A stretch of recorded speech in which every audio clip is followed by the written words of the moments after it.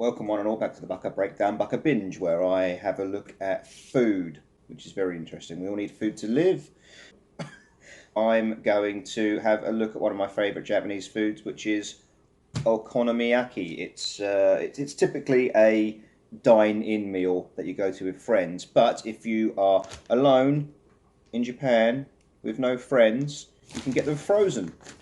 I've picked up the cheapest frozen okonomiyaki I can find, which is 100 yen from Lawson 100. It looks like it has prawns.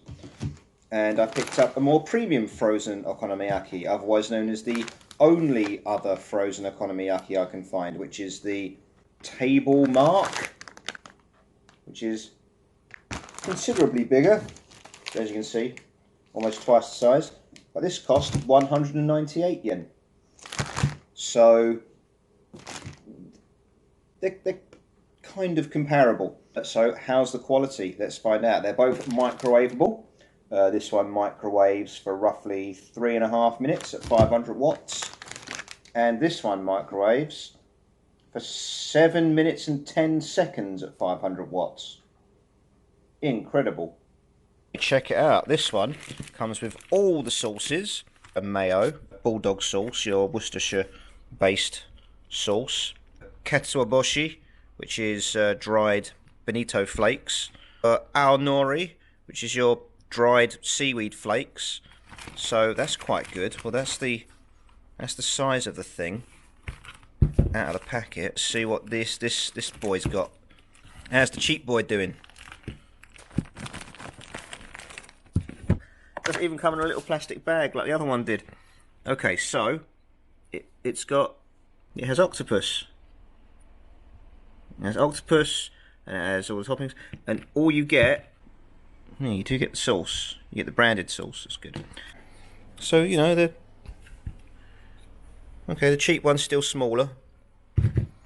Okay. The expensive one appears to have all the trimmings and mayonnaise, okonomiyaki sauce, katsuobushi, your dried bonito flakes, aonori, the green dried wakame. It comes in a little bag. That's good, and it's nice and thick. And here's the cheap one. No bag, but you can see all the octopus in there. It's about 2/3 of the thickness of the expensive one.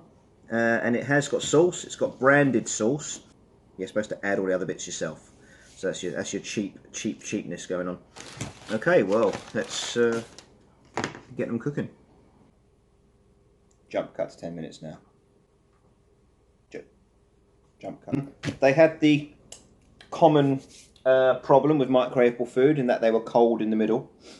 I know this one only came with this sauce, but I am going to share the sauce and the toppings across both of them because that seems fair. It's the flavour of the okonomiyaki itself that matters.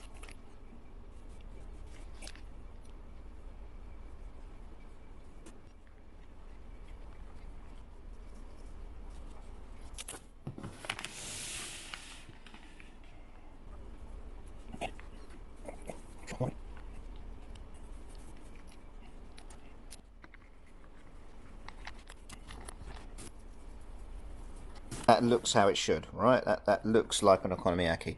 This one, still, even with all the proper toppings, looks like a cheap okonomiyaki, doesn't it? See, that still looks like a cheap one. Interesting, very interesting. This one's become a bit more browned on the edges. You see, it's got some little crispy bits here.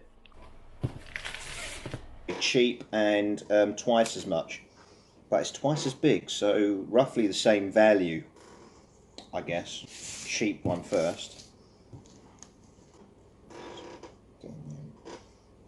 It's not as hot as it was. How am I supposed to eat this anyway? Just like that. Yeah. The red onion's quite prevalent, that's good. Very doughy.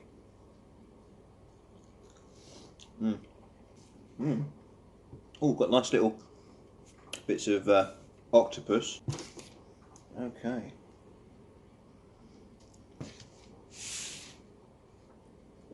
The authentic deal.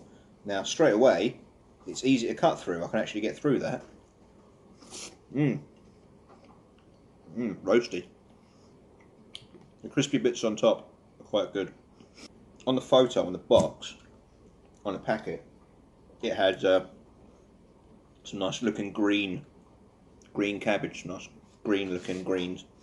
But here, it's all kind of pale looking on the inside. I think these both had a oven baking option as well, or a pan cooking option. So perhaps you get better results from cooking in the pan. Mm. Well, there's your prawn. The prawn has made a definite appearance. Nothing like the restaurant version. Restaurant version always comes out hot. Mm. And of course, you make it yourself. You cook it on a hot plate. So there's that element, the element of theatre and DIY and cooking for yourself. Might be a bit weird getting a store-bought okonomiyaki. Back to the cheap one and see how it compares. Well, oh yeah, it's got kind of a potatoey flavour, but that might just be the consistency. Nowhere near as easy to pick up and eat. Mm. Yeah, it's weird. Lots of difference.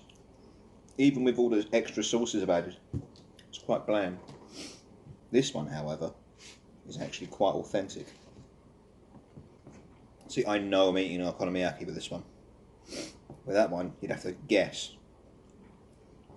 I can't imagine how bad the cheap one would have been if it didn't have all those extra toppings.